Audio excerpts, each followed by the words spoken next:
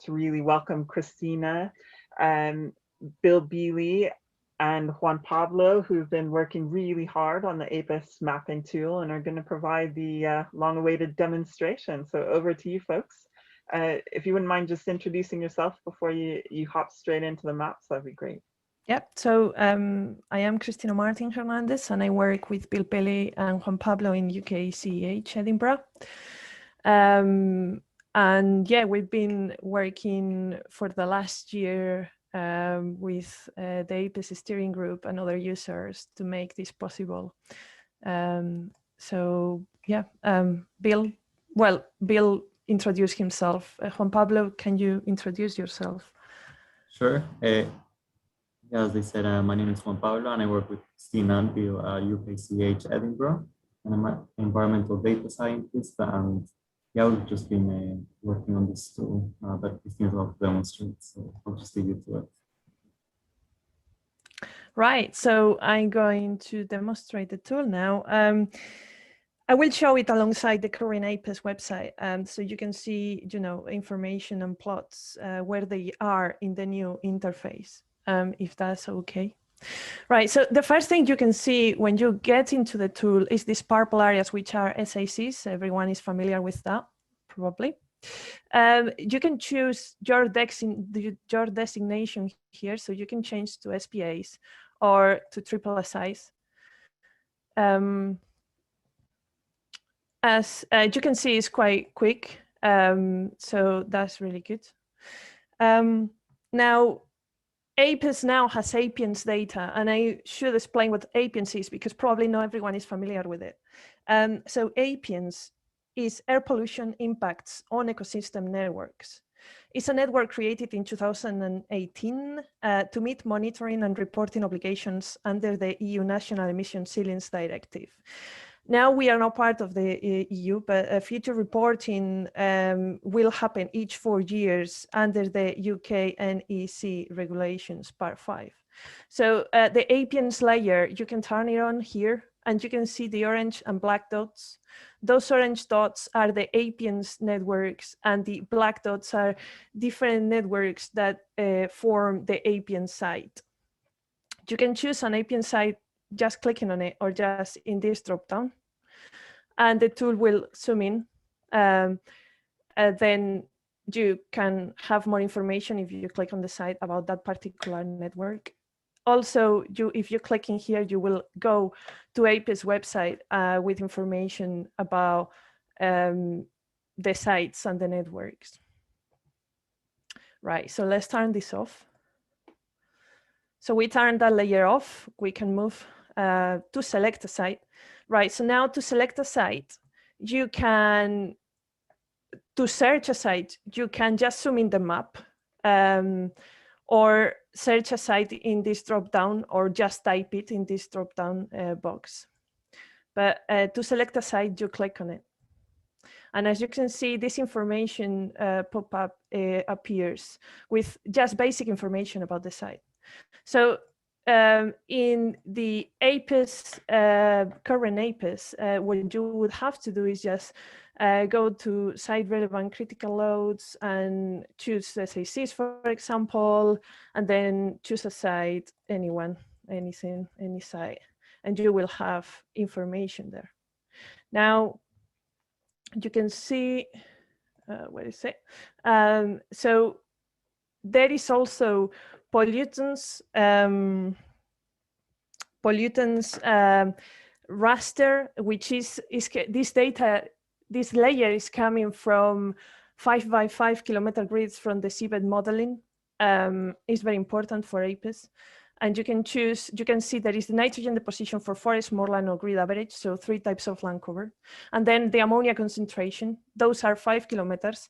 And then NOx concentration and SO2 concentration is 1 kilometer. So if you click one of those, you can also select a different year for this pollutant layer. There is a help information here to help you through.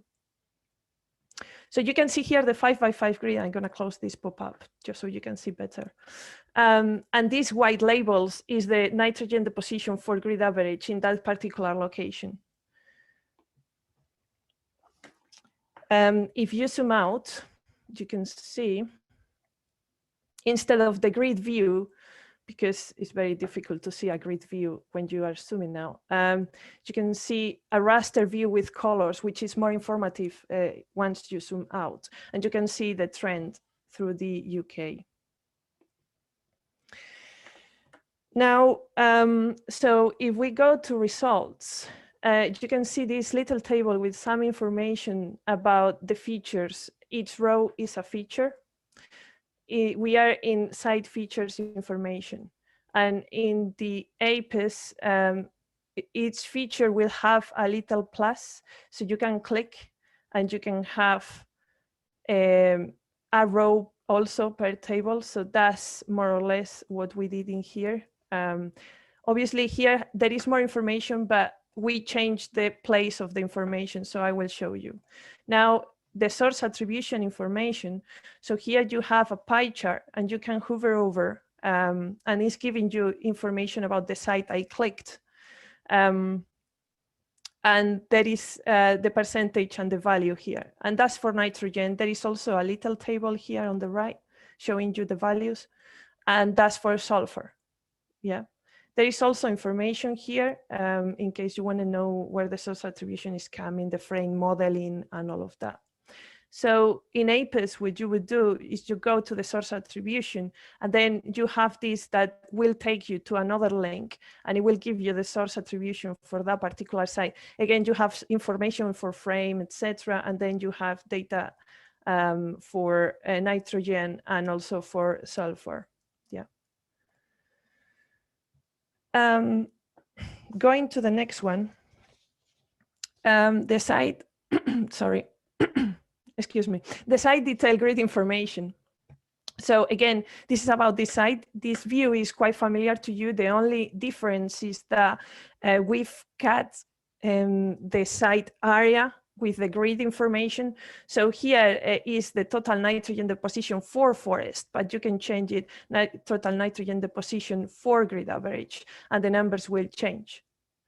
Now, if you want to see the trends of this particular grid square, you will click on that particular grid square and you will see the trends. And again, you can hover over the plot and you can obtain all the numbers. And these trends are for deposition, forest, moorland, or grid average.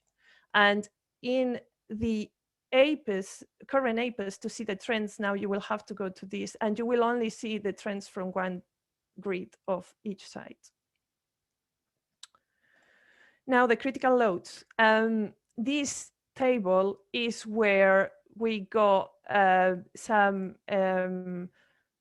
information moved from this table here. We got some here. So this is nutrient nitrogen table, and this is acidity information table. So each table has a search, so you can search any feature.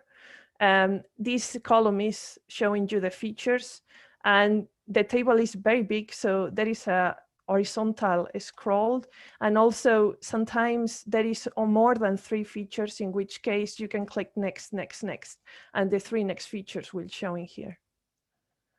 Now, this part is also has the plots, the critical loads plots. So you can choose your feature here, and the plots will change. So for APIS, what it is each feature, you will have for each feature all the plots at the same time. In the new interface, you can choose your feature and see it clearly. And I didn't say that, but these left-hand side panels here, every time I select something, these are changing, and they appear as I select a site or a designation or a year or any type of land cover for the nitrogen deposition. Now, the new thing about this is that you can download a report.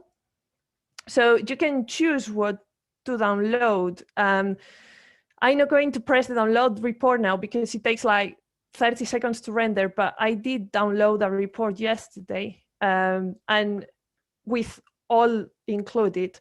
And this is basically the report. This has some information at the beginning, then the layers you chose, some information about the pollutants, the source attribution, summary tables. And again, this site particular didn't have more, but you can click next, and more data will show.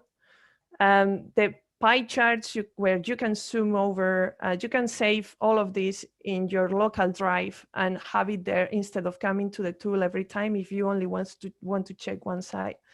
And that's for sulfur. Then the trends in the place you clicked. And this is again a very familiar site where you have the grid on the top of the site. And in this case is for forest, moorland, and grid average.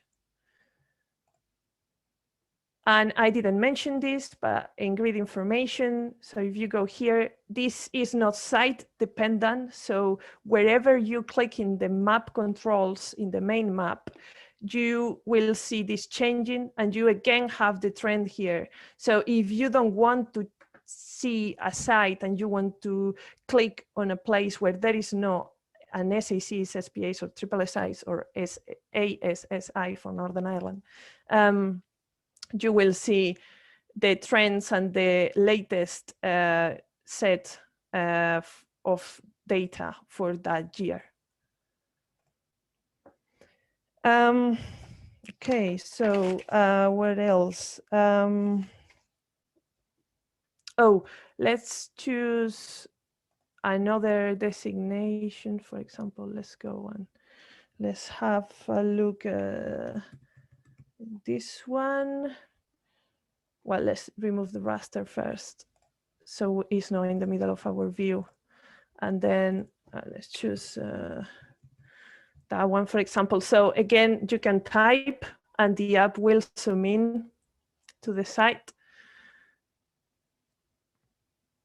That's it. And then to select, again, you can click on it, and again, the same process, this changes, the site selected changes, and it will appear these things. Again, the results, you can check the results. But yeah, again, let's now change to SSIs, for example, and let's search for what we can search. This site. No, I missed typing there.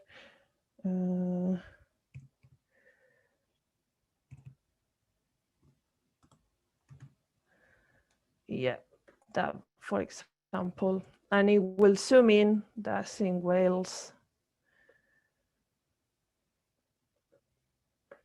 It will zoom into the site again. To select, you just need to click on it, and the same for the SPAs.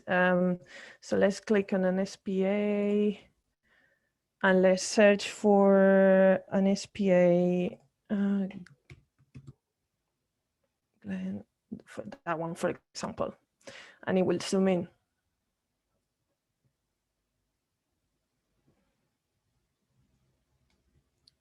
And again, selecting is just clicking on it, and then the results will change. So this one, for example, it only has one feature, which is the golden eagle, and all the information, because you selected this site now, will change.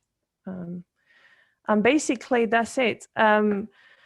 We are going to have some videos on the website just to guide you through the tool, because we understand, you know, it's a new interface, so you are not used to it. And we have help buttons everywhere to help you through it. And that's basically it. I'm going to stop sharing so you can ask questions to Bill, Juan Pablo, and myself if you want. Yeah, so we've had a few questions come in through chat, Christina. Since there's not an overwhelming number at the moment, I think we might test out if people are willing. Mark Broomfield, you had a question about sites who that are not sensitive. Would you be willing to ask your question? Or Sure. Yeah. Can you hear me? Yeah. Hi, everybody. Yeah, thank you. That's really fascinating. I think everybody's saying that it does look a really powerful new system. My question was if it's easy to tell the difference between a site that doesn't have a critical load because it's not sensitive and a site that doesn't have a critical load because you're advised to seek further advice. Is that clear in the graphical presentations or in the text that goes with it? So if there is, it's advised not to have critical load, the critical load doesn't plot in the tool at the moment. So when you click on the site and you go to the results tab, if you go to the critical loads tab, the plots of critical loads don't show. But can you tell if that's because it's not sensitive or because it's that you need more detailed information? The summary table has that. Yeah, the summary table at the top of the plots, the big there is table. a summary table, which is big. Okay. The one big table I show you where I scroll horizontally and then you have more, it tells you that. It lists the features. It says, are they sensitive to nitrogen? And then is there a critical load? And it's pretty much following the current APIS version in terms of text. So yeah, so we're trying to follow that and make sure that information is there.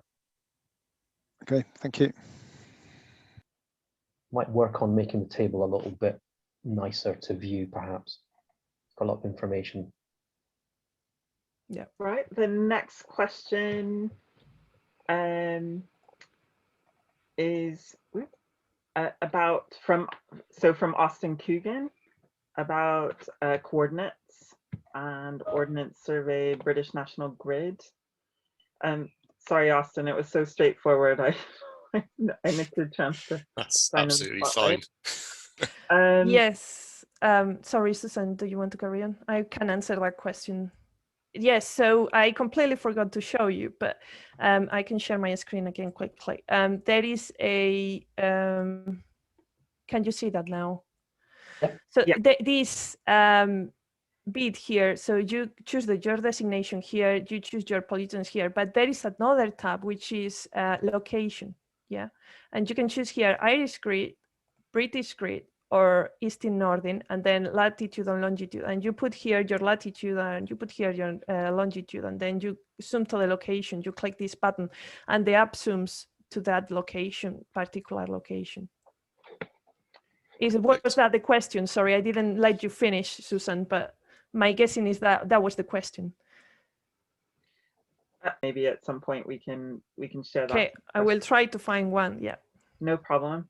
I'm going to make somebody multitask from the technical team as well. So there's a comment, but I think it's also a question, is how do we handle, so Becky Brookbanks, saving reports for future reference for a site might be helpful, but APIS data changes over time. So how do we manage that?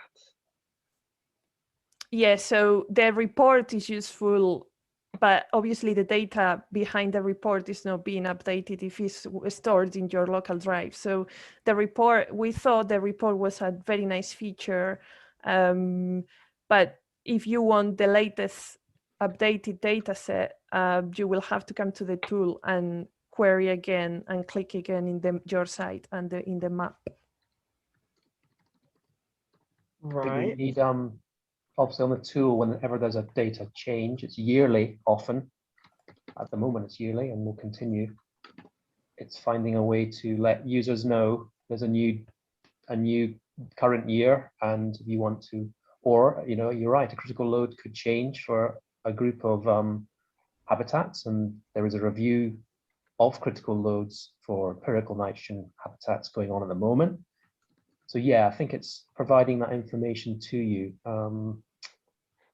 Thinking, yeah, we just think how we do that. Okay, before we hop on to what you might be able to add into the tool or import into the tool, there's another question about, can the table of data be downloaded as a CSV file?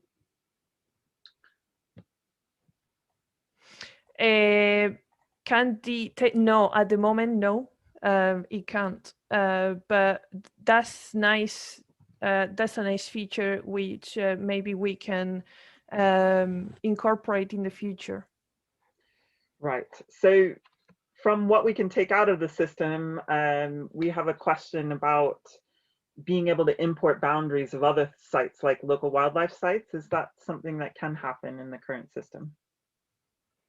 So importing, so the user, you mean that the user has a shapefile or a shape and they import it into the tool? Yes. So yeah, again, no at this time, but maybe that's with more funding in the future, we can get to that.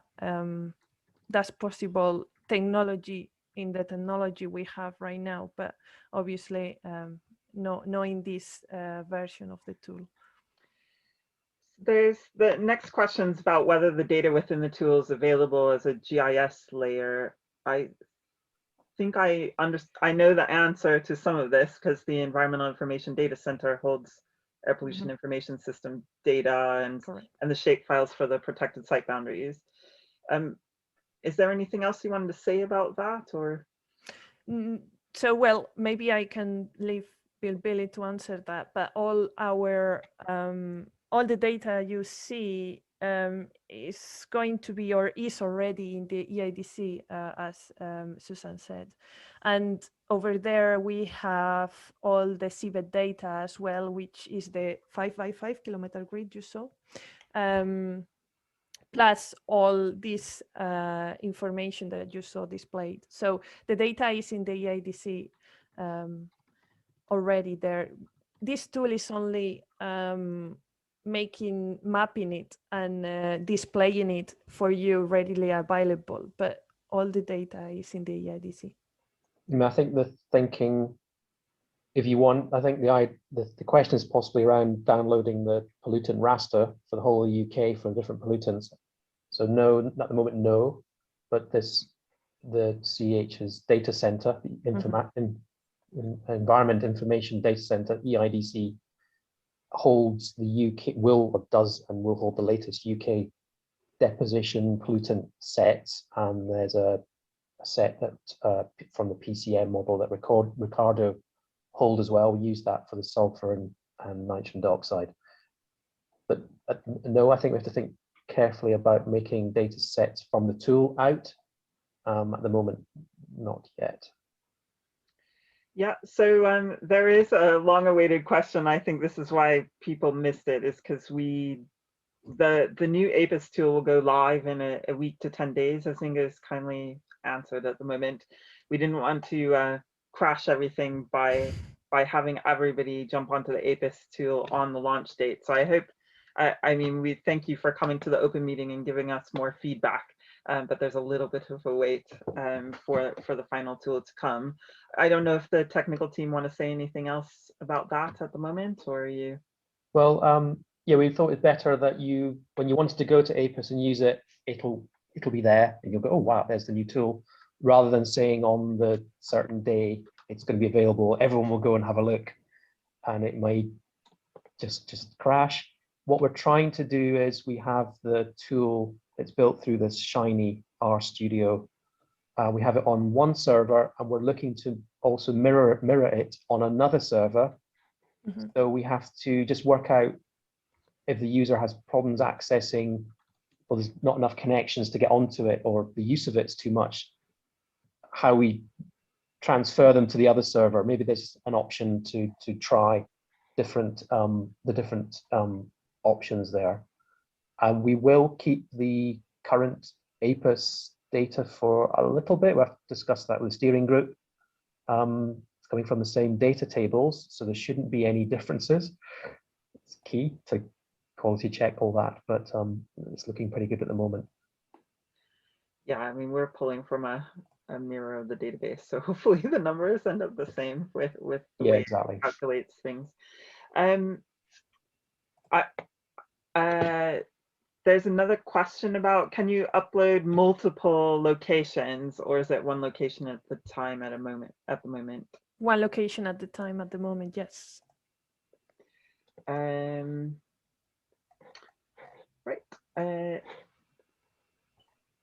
Will the source attribution data be available against different source types, local contributions, and